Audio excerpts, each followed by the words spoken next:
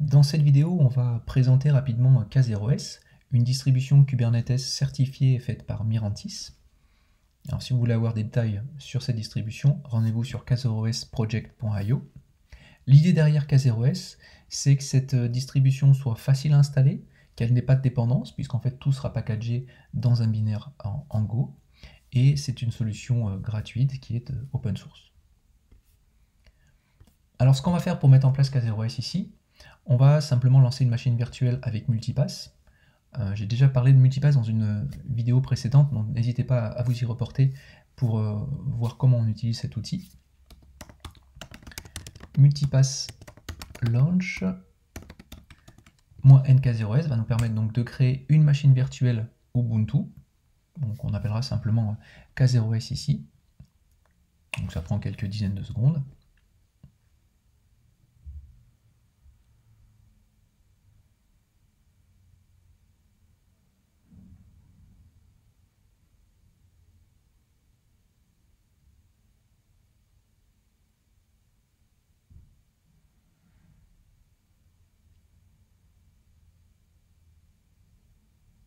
Voilà. Et une fois que cette machine virtuelle est créée, on va lancer un shell à l'intérieur. Et on va utiliser la commande suivante.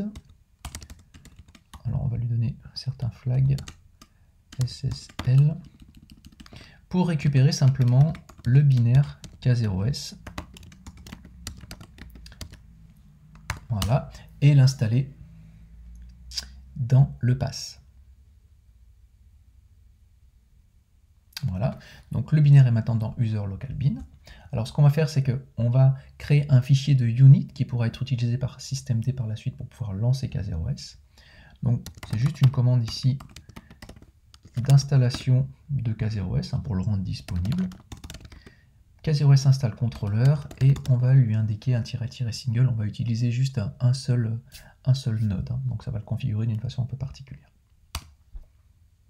Voilà, donc il y a un nouveau service qui a été créé, c'est-à-dire simplement un fichier de unit qui a été créé. Et il nous faut maintenant simplement utiliser systemctl pour démarrer K0s controller, le service en question. Voilà, donc là maintenant, si je regarde avec systemctl encore une fois, le status de K0s controller, on voit bien qu'il est en train de tourner.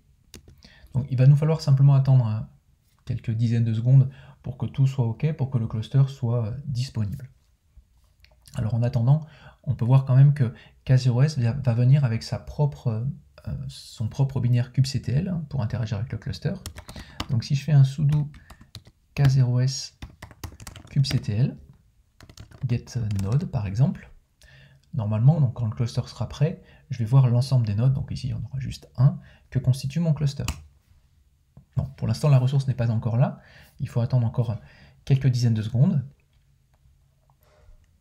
Donc si je relance la commande, voilà, on voit que maintenant que notre node est prêt, donc on va pouvoir lancer du workload sur ce node en question. Donc par exemple, on pourrait lancer un pod et visualiser que ce pod est bien disponible depuis l'extérieur, donc c'est ce qu'on fera juste après. Quelque chose qui peut être intéressant ici, c'est quand même de se dire que lorsqu'on a mis en place notre cluster, il y a un fichier kubeconfig qui a été créé. Ce fichier kubeconfig, on va le récupérer pour pouvoir dialoguer avec le cluster depuis l'extérieur de cette VM. C'est ce qu'on fait généralement. Généralement, on ne se connecte pas dans une VM pour dialoguer avec le cluster. On a plutôt un fichier kubeconfig qui nous permet d'y accéder depuis l'extérieur. Donc ce qu'on va faire, c'est depuis l'extérieur du cluster, je viens de sortir de ma VM ici, je vais utiliser une commande multipass pour faire à l'intérieur de K0s un cat sur un fichier de configuration. Donc le fichier de configuration qui a été créé, il est dans var lib K0s et pki admin.conf. Donc si on regarde ici, on a un fichier au format kubeconfig. Il faut bien sûr lui mettre un sudo ici. On a un fichier kubeconfig, bon, on va pas le regarder en détail cette chose-là. On va simplement mettre tout ça dans kubeconfig. Allez, .k0s. Une chose qu'on va simplement devoir changer, alors on va regarder les informations sur la machine virtuelle K0S. D'abord, l'adresse IP ici, voilà. C'est l'adresse IP qui est précisée dans le kubeconfig K0S. En fait, comme on l'a récupéré depuis la machine, on a du localhost ici. Donc on va simplement le récupérer, remplacer ce localhost par l'adresse IP de la machine, notre machine virtuelle. Et comme on fait après d'habitude, on va faire par exemple un export de notre variable kubeconfig en lui disant d'utiliser le kubeconfig.k0s qu'on vient de récupérer en local. Maintenant, si je fais un kubectl, donc c'est le kubectl que j'ai en local, installé sur ma machine, getNode, je peux communiquer directement avec mon cluster. Voilà, on le voit ici. Je ne suis plus dans la machine, je suis sur ma machine locale. Alors ce que je vais pouvoir faire ici, c'est par exemple lancer un pod et l'exposer ce pod en même temps, pour vérifier que tout marche bien. Si je fais donc un kubectl run, alors un pod qu'on va appeler, qu'on va baser sur l'image Ghost, c'est une plateforme de plugin qui est beaucoup utilisée. Image Ghost. Alors lui, il a un port particulier, c'est 2368, et on va faire en même temps un expose. Ça veut dire qu'on va créer à la fois le pod et le service qui va l'exposer. Voilà, service et pod sont créés.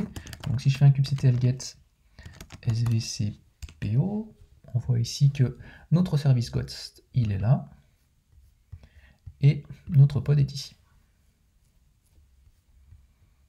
Donc j'ai bien été capable de créer ces différentes choses. Alors ici, il y a un petit problème, j'aurais peut-être pas dû le faire comme ça, puisque j'aurais dû créer directement un service de type node port. Là ici, le service est de type cluster IP, donc je ne vais pas pouvoir y accéder directement depuis l'extérieur. C'est un petit peu bête.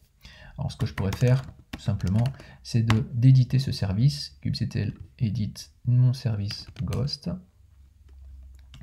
Et ici, au lieu de lui dire que c'est un service de type cluster IP, voilà, je vais lui dire que c'est un service de type node port, et je vais lui dire en même temps que le node port en question, ce sera 31 000. Voilà. Donc si je refais un get svc pod, on voit ici que mon service maintenant c'est le 31 000. Voilà. Donc ce que je vais faire, c'est que je vais aller sur une interface web et je vais regarder à quoi je peux accéder sur le port 31 000 de la machine en question. Alors, aller ici, tac, port 31 000.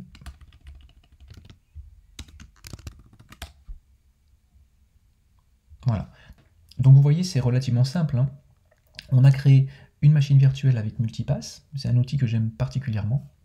À l'intérieur de cette machine virtuelle, on a installé K0S, on a lancé 2 commandes pour simplement l'installer et le démarrer. Et on a récupéré ensuite un fichier kubeconfig qu'on a récupéré même sur notre machine locale, et on a pu ensuite interagir avec le cluster pour lancer un pod et l'exposer avec un service. On accède maintenant depuis notre machine locale au service et au pod depuis l'interface web comme vous pouvez le voir ici. Donc je vous conseille de regarder un petit peu K0S d'un peu plus près. C'est vraiment une distribution qui est très intéressante. Les développements vont très très vite, il y a beaucoup de fonctionnalités qui sont ajoutées très très régulièrement, et on y reviendra dans plusieurs vidéos par la suite.